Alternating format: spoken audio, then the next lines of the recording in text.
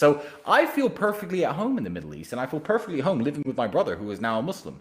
How has Andrew's conversion to Islam affected your brotherhood? How has it affected your relationship? Is it going to affect your relationship? Is it going to be strange living in a household with two faiths? Are you going to convert? These are a bunch of questions that have obviously come through, and I'm going to try to answer all of them within the next few minutes. So, Andrew's initial point about Islam he was making many months ago before he officially went loud with his conversion. I knew about his thoughts and the way his heart was leaning for a very long time. And Andrew made a very good point, a very strong point. And his point about Islam was this.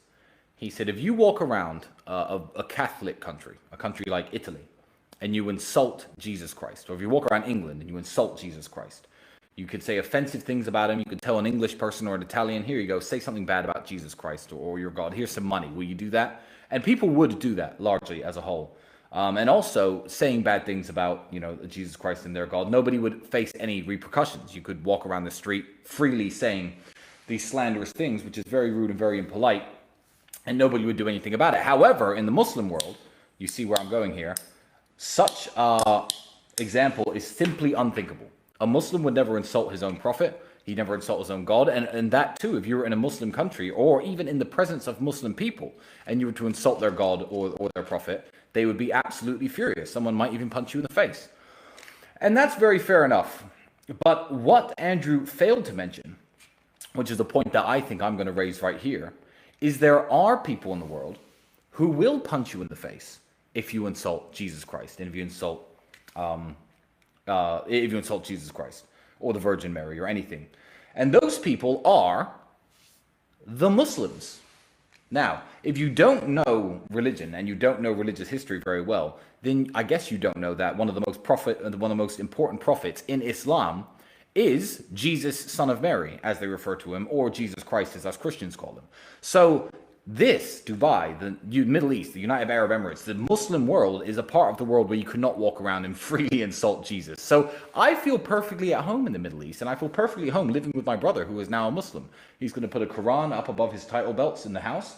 I have no problem with that book being in my house. I am very happy for my brother and the decision he made. I think that it's going to benefit him in the long run.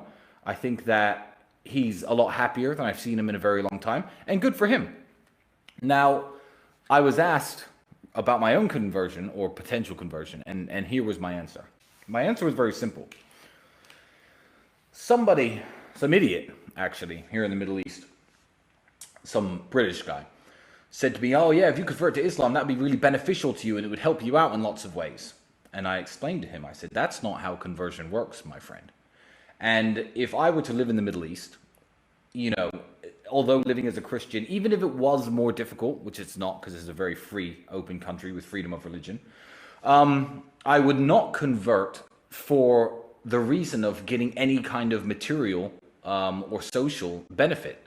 I don't think that's how conversion works. I don't even think you choose to convert, no more than you choose to believe that the sky is blue or that the ocean's filled with water. I believe that conversion is something that happens to you. Now, I've been doing a lot of reading. A lot of people in Dubai have gifted me some wonderful books, The Miracles of the Prophet Muhammad and so on. And I enjoy reading this material. Conversion isn't something that I plan to do because I don't believe it's something people plan to do. I believe it's something that naturally happens to people and something that, you don't choose, because you don't choose to change your mind. You don't choose to change your mind. Your mind just naturally changes as you're persuaded. So as for a personal conversion, I will say no, that's probably not coming. It's certainly not coming yet. If it does happen, it will be an organic process. But nevertheless, I believe that Christians and Muslims are now finally united. So over the history of Christianity and Islam, there's been lots of fights, and there's been lots of arguments, and there's been lots of wars, and the Crusades, when the Christians went in and tried to take Muslim land from them, and the Ottoman Empire too invaded Europe through Romania and got even to the gates of Vienna. There was lots of beef between Christians and Muslims, but that was obviously due to religious differences, because people were let's call them zealots back then. But also it was about political power. It was about who controls the land, who controls the laws, who controls the countries. I believe that Christianity and Islam are now closer linked than ever before.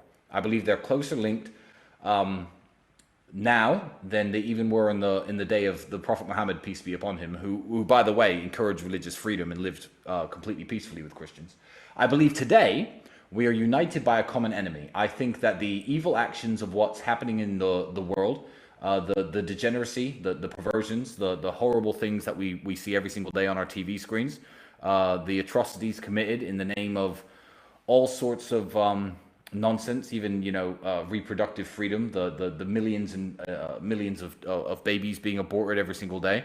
It's tragic, and I believe that Christianity and Islam now stand hand in hand as brothers against the moral degeneracy of the world.